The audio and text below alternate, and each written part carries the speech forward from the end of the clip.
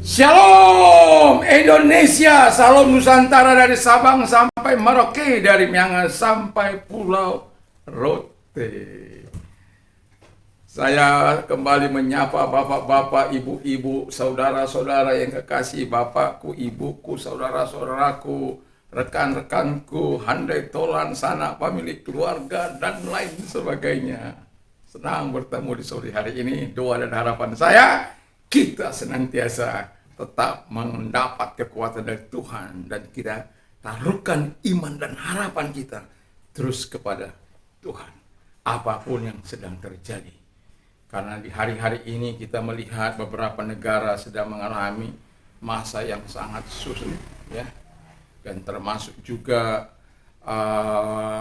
diperhitungkan 60 negara yang mengalami masa-masa yang sulit dalam krisis yang sangat panjang ini. Belum lagi masalah corona selesai, panjangnya situasi. Belum lagi masalah perang Ukraina yang mempengaruhi harga pangan naik dan lain sebagainya, gas naik, luar biasa. Tapi bersyukurlah bahwa kita adalah orang-orang yang percaya, dan kita punya kepedulian. Mungkin kita tidak bisa berbuat sesuatu yang arti untuk mendukung atau memberikan bantuan yang sangat besar untuk orang-orang di sekitar kita. Setidaknya ada yang Anda berbuat, mengalirkan air bagi tetangga Anda, atau memberikan rumah bagi orang-orang yang miskin, supaya mereka tetap mendapatkan kekuatan dari Tuhan dan mereka tetap dijaga. Nah, kali ini kita akan melihat dalam 2 Tawarik 7 ayat 14. Saya akan baca dari ayat 12 saja. Kemudian Tuhan menampakkan diri kepada Salomo pada malam hari dan berfirman kepadanya, "Telah kudengar doamu, dan telah kupilih tempat ini bagiku sebagai rumah persembahan. Bila mana aku menutup langit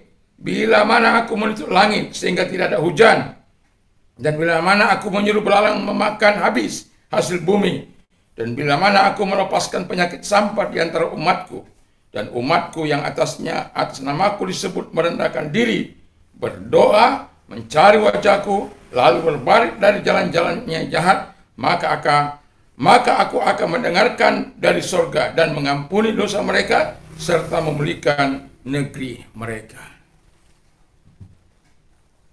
Kita tentu hidup di negara kita, negara Republik Indonesia. Kita bermasyarakat, tentu kita sudah sering mendengarkan bertahan saja di masa kini itu sudah syukur. Janganlah lebih, tapi bertahan saja sudah bersyukur. Di tengah-tengah semakin meningkatnya orang-orang miskin di negeri ini, situasi yang tidak juga memadai, tetapi kita punya pemerintah yang begitu antusias untuk menolong. Salah satu contoh yang saya ketahui adalah kalau harga minyak Pertalite itu sebenarnya 17.000, tapi kita masih beli 7.600 lebih. Atau solar, ya, 5.000 yang seharusnya 18.000. Itu dukungan pemerintah bagi saya, bagi saudara yang menggunakan kendaraan, baik itu orang miskin maupun orang kaya. Situasinya mungkin kalau tidak terus dijaga seperti itu, harga akan terus bisa membumbung. Harga uang kita mungkin semakin kecil. Nah, Alkitab mengatakan kalau ada sesuatu, atau kalau dalam masa lalu Tuhan katakan, kalau aku mengirimkan atau tidak mendatangkan hujan bagi suatu negeri, atau mengirimkan belalang pelahap, atau mengirimkan penyakit sampar, tapi kalau umatku itu, kalau orang-orang percaya mau datang kepada Tuhan, dengan jalan apa? Dikatakan ada 4 hal yang Tuhan katakan kepada kita. Yang karena kemarin saya katakan bahwa kita ini umat Tuhan. Umat yang dipelihara, dilindungi, dijaga, dan diberikan firman-Nya bagi kita untuk melakukan. Tugas kita adalah mengasihi Tuhan, lalu melakukan apa yang baik, memuliakan Allah, lalu hidup dalam kekudusannya, dan menyatakan berita kasih karunia itu. Nah, kalau itu kita lakukan, maka ini akan menjadi bagian kita yang sangat serius. Ketika kita mendengar situasi bangsa-bangsa yang sedang dalam kepayahan, apa yang akan kita lakukan? Ketika kita mendengar Sri Lanka bangkrut, Zimbabwe, apa yang kita lakukan? Apakah biarkan saja? Memangnya gue pikirin malah gue cuekin. Tapi sebagai orang percaya, Alkitab mengatakan bukan seperti itu. Tapi dengan jelas dikatakan oleh Alkitab yang baru kita baca tadi, dan umatku yang atas namaku disebut merendahkan diri. Jadi kita perlu datang merendahkan diri, mohon ampun pada Tuhan. Dengan segala situasi ini, setidak-tidaknya kita akan bisa bertahan dan punya kelebihan. Saya punya kebiasaan, kalau saya katakan pada Tuhan begini, saya tahu situasi ini sangat sulit, masyarakat juga sangat sulit. Tapi setidak-tidaknya saya masih bisa makan dengan enak. Setidak-tidaknya ketika saya katakan begini, Tuhan berikanlah saya berkat di hari ini sekian. Saya menyebutkan angkanya. Dan hari ini saya melihat bahwa apa yang saya doakan itu Tuhan jawab, bahkan lebih. Karena semua berkat yang saya terima itu saya catat. Karena firman Allah katakan, hitunglah berkat-berkatmu. Jadi saya mencatat berkat Allah yang Tuhan berikan kepada saya. Dan saya harus bertanggungjawabkan itu. Di hadapan keluarga saya, di hadapan semua. Nggak ada yang mau dibuat neko-neko itu. Nah, saya bersyukur karena apa? Ada pagi sebelum kita berdoa, sebelum kita membuka pekerjaan kita, pelayanan kita mungkin, usaha kita mungkin. Perlu datang kepada Tuhan di tengah situasi yang seperti ini. Kenapa? Tuhan yang bisa menggerakkan. Tuhan yang bisa menolong. Tuhan yang bisa melakukan. Rendahkan dirimu di hadapan Tuhan. Tuhan, aku tidak berdaya mendatangkan orang. Misalnya kalau Anda seorang pengusaha atau seorang pembuka toko. Nggak ada kuasa saya mendatangkan orang-orang. Saya juga berdoa bukan hal yang muluk-muluk. Tidak.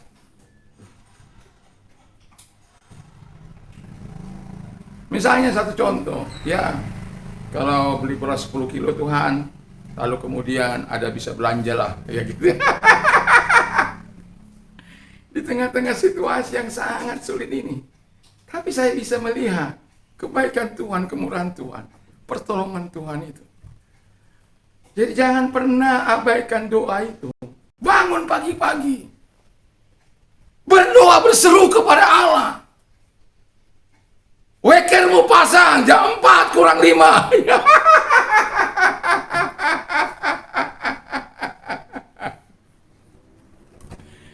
Ketika sudah bangun, gitu.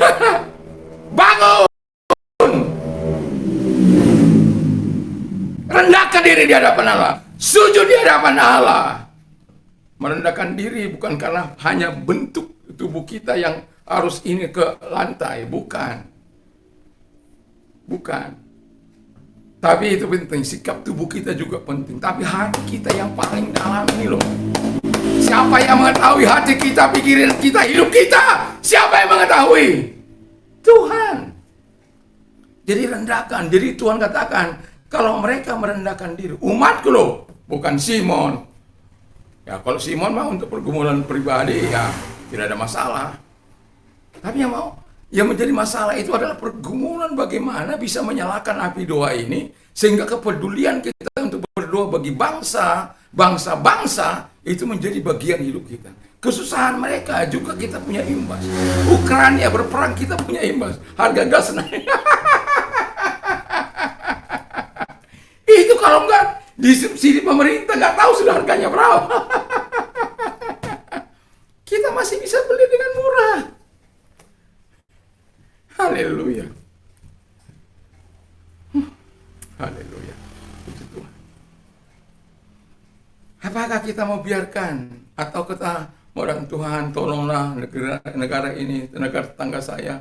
Tuhan tolonglah Indonesia, rakyatnya.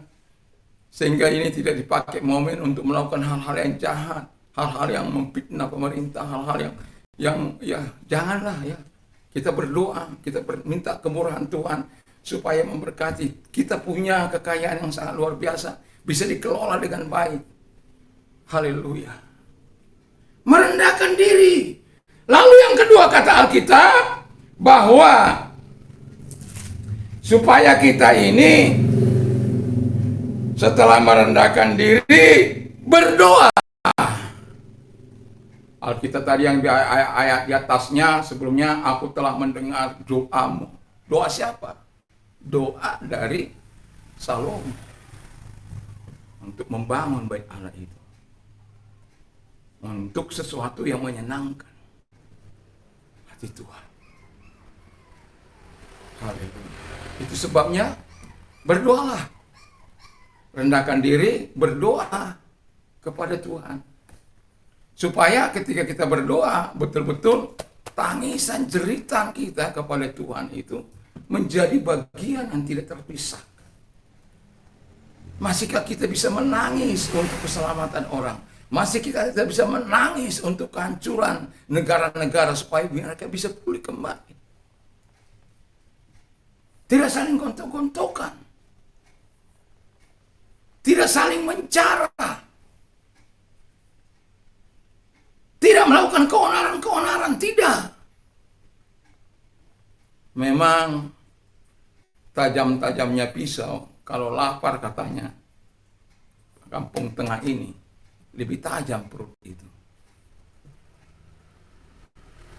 Tapi bagi kita orang percaya, selalu ada pemeliharaan Tuhan. Selalu ada jalan keluar yang Tuhan berikan. Apapun pekerjaanmu, apapun usahamu, apapun, selama itu menyenangkan hati Tuhan, yakinlah doamu akan didengar. Seperti masa sulit seperti ini, Anda mungkin belum pernah mendengar orang mau pasang ganti oli dengan oli bekas. Tapi saya sudah, walaupun bukan saya yang mendengar langsung, tapi anak saya yang cerita.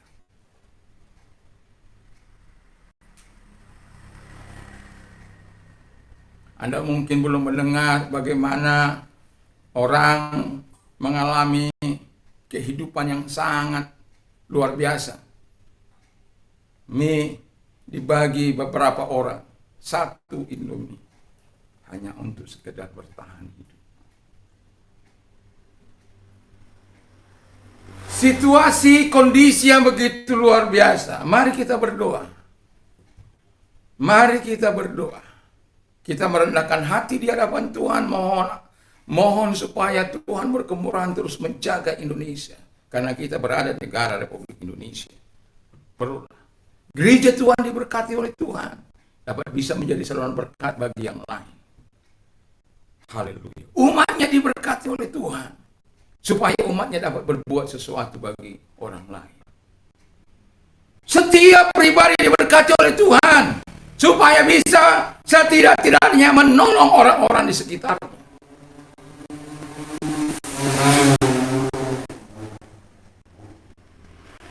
Airkah yang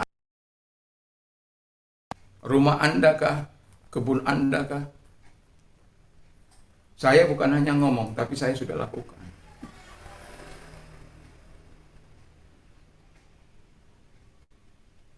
Mari kita berdoa dengan kehancuran hati. Kalau ada niat jahat dalam hatiku, tadi pagi saya katakan, tentulah Tuhan tidak mendengarkan aku. Enggak akan mendengarkan. Tapi kita memiliki niat yang baik untuk keselamatan bangsa ini. Lalu yang ketiga kata Alkitab bahwa lalu mencari wajahku. Kalau Alkitab mengatakan ini, I have sought your face with all my heart. Aku telah mencari wajahmu dengan segenap hatiku. Be gracious to me according to your promise.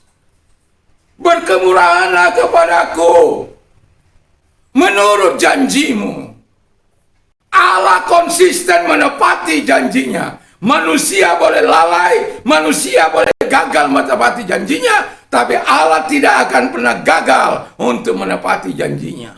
Dia sangat konsisten terhadap janjinya. Maka pegang itu janjinya.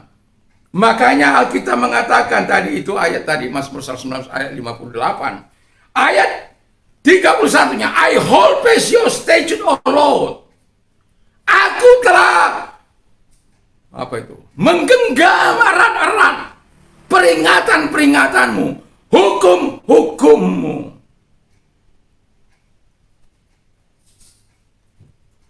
Ayat 30-nya, I have chosen the way of truth. Aku sudah memilih jalan kebenaran itu. Bukan hanya itu, I have set my heart on your laws. Dan aku telah menyesuaikan hatiku dengan kehendakmu, dengan firmanmu, dengan hukum-hukummu. Jadi itu sebabnya kita sangat antusias datang berdoa kepada Tuhan ketika kita tahu bahwa yang kita cari itu wajahnya Tuhan. Kata Tuhan, selama aku berkenan temuilah. Cari, kemarin dulu itu saya sudah katakan, cari, minta, cari, ketuk.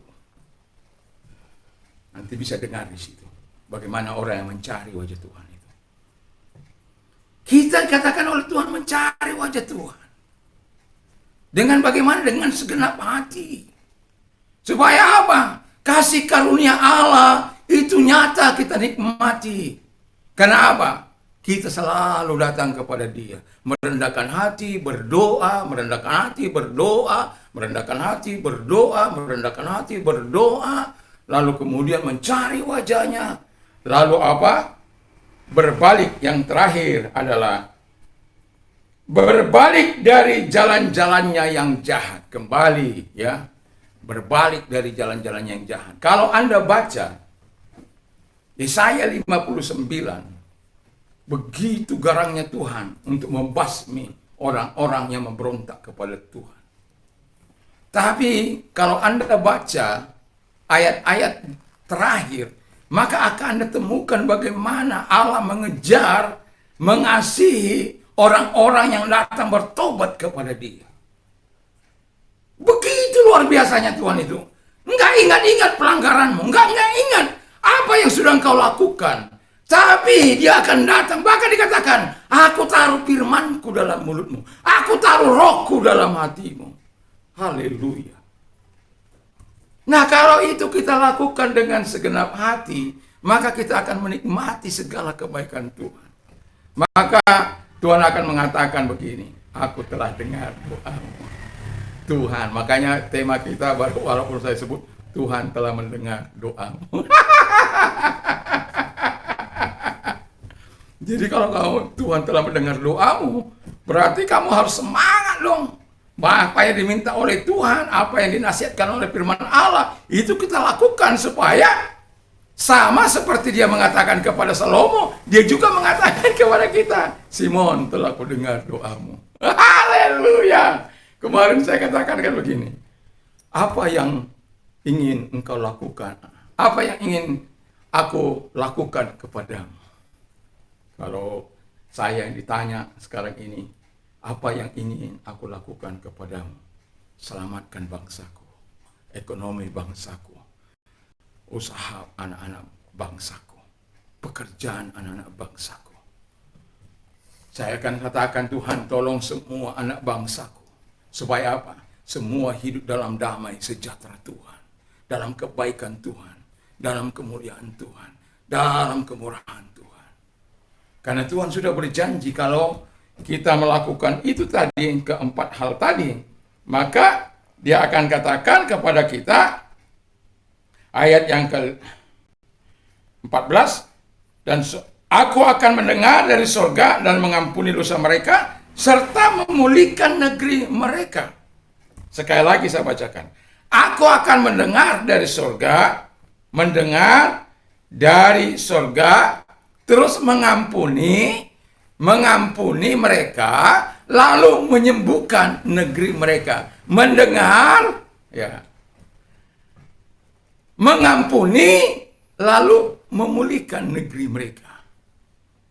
Kalau saat ini situasimu belum pulih, untuk makan saja engkau susah. Untuk makan engkau susah. Datanglah pada Tuhan.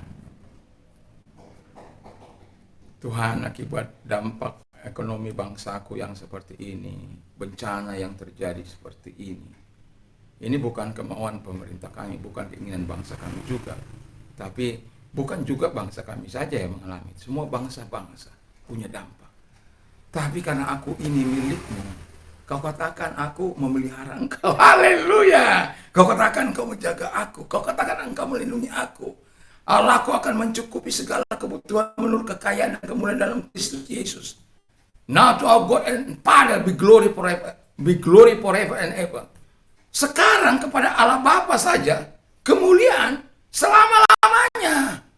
Jadi kalau Allah itu sudah mencukupkan segala kebutuhan kita menurut kekayaan dan kemuliaan dalam Kristus Yesus, sudah seharusnya kita terus merendahkan hati di hadapan Tuhan. Kita berdoa, merendahkan hati, mencari wajah Tuhan, dan berbalik dari jalan-jalan Tuhan, dari jalan-jalan yang jahat, dan masuk dalam anugerah-Nya. Karena firman Allah katakan, orang berada di jalur Tuhan, dia akan diberkati. Orang yang meninggalkan sumber, oke, saya baca saja.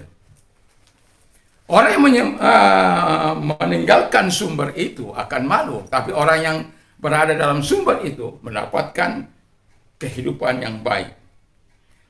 Yeremia 17.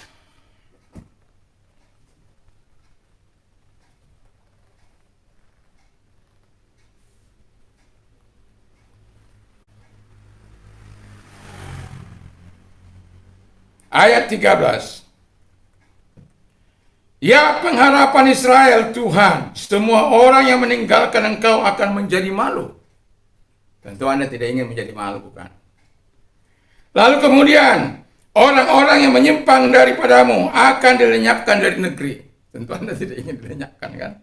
Sebab mereka telah meninggalkan sumber air hidup, yakni Tuhan. Jadi kalau Anda baca ayat yang ke-7, diberkatilah orang yang meninggalkan Tuhan, yang menaruh harapan pada Tuhan. Jadi masa-masa sulit ini bukan masanya kita meninggalkan Tuhan. Bukan masanya kita mempersalahkan, cari kambing hitam, cari kambing putih, cari kambing bandot, cari...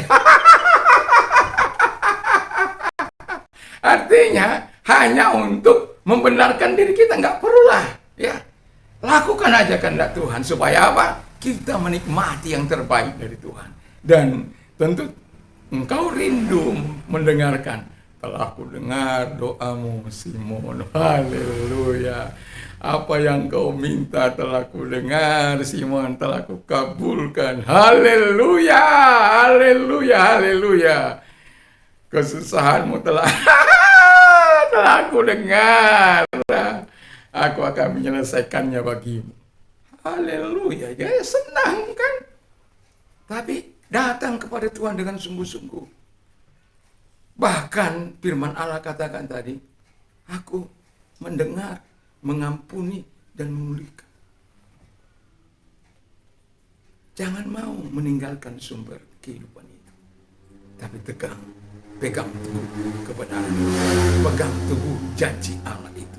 Supaya engkau dapat menyaksikan kedahsyatan Allah, mujizat Allah dari sehari ke sehari, pemeliharaan Allah dari sehari ke sehari di masa-masa sulit apapun. Taruna boleh, singa muda boleh, kehausan, kelaparan, tapi orang-orang yang berharap kepada Tuhan akan senantiasa mendapatkan pertolongan. Saya bersyukur punya Tuhan, dan saya bersyukur bahwa Allah selalu rindu mendengarkan doa.